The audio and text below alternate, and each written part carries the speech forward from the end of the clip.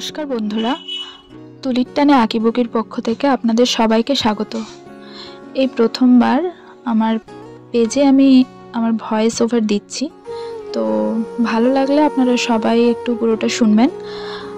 আজকে একটা নতুন জিনিস নিয়ে এসেছি, সেটা হচ্ছে বিয়ের গাছকৌটোটা কিভাবে মেকওভার করলাম। নর্মালি বাজার থেকে কিনে আনা নর্মাল একটা গাছকৌটো, সেটাকে কি করে মেকওভার করলাম পুরো ভিডিও জুড়ে আপনারা দেখতে পাবেন।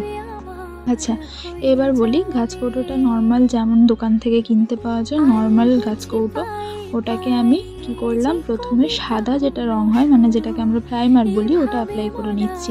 পুরো গাছকৌটো জুড়ে প্রাইমারটা অ্যাপ্লাই করে নিলাম। এরপরে আমি গাছকৌটোর বেস কালার করব লাল দিয়ে। লাল কালার আমি পুরো গাছকৌটোটাতে দিয়ে নিলাম। দেখুন, এবার আমি কলকাগুলো ডিজাইন করা স্টার্ট করব একে একে। এটা খুব ধৈর্যের কাজ, ধীরে সুস্থে বসে যথেষ্ট সময় নিয়ে এবং যথেষ্ট এফোর্ট দিয়ে কাজগুলো করতে হয়। আপনারা যারা ভাবেন যে হয়ে যাওয়াটাই খুব স্বাভাবিক, বসলেই হয়ে যায়, বেশি সময় লাগে না, কিন্তু তা নয়, যথেষ্ট টাইম লাগে। তো যথেষ্ট ধৈর্য ধরে আমাকে কাজগুলো করতে হয়। দেখুন, এইভাবে স্লোলি যথেষ্ট টাইম দিয়ে জিনিসটা করা হয়। তো সেটার তো একটা পরিশ্রম রয়েছেই, তো সেটা পুরো পরিশ্রমটা জুড়ে এই ছোট্ট একখানে ভিডিও দেখে নিন।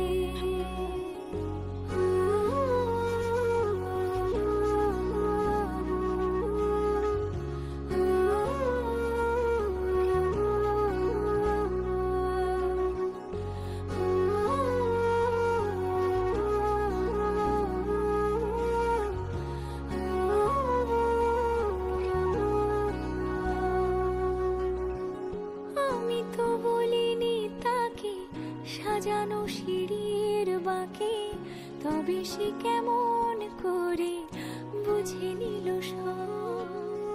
সন্ধ্যের আবদারে ফোটা ফোটা প্রেম জুড়ে আমাকে সে ঘিরে থাকা কলরব।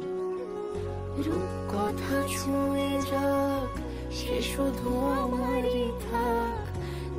তো গাছকৌটোটা জুড়ে আমি কলকা ডিজাইনটা কমপ্লিট করে নিলাম। এবার কলকা ডিজাইনটা কমপ্লিট হওয়ার পরে আমি এবার ফুল লুকটা দেখাবো আপনাদেরকে।